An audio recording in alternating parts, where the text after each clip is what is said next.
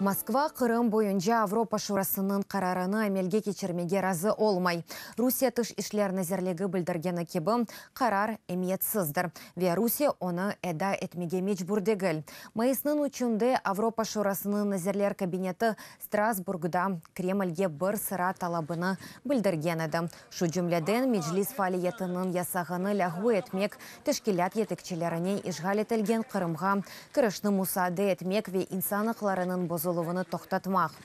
Москваның реакциясы кимсені әреті қалдырмады де білдері Қырым татар халқының етекшісі Мустафа Джемилев. Оның сөзлеріне көре Русия әдет ұзыре халқара мечбуриетлеріні көрмемізлікке ұра. Айны вақытта Джемилевнің айтқанына бинайын Қырым мевзусы илеріде де чешіт тәшкілатларда музыкере етілежек.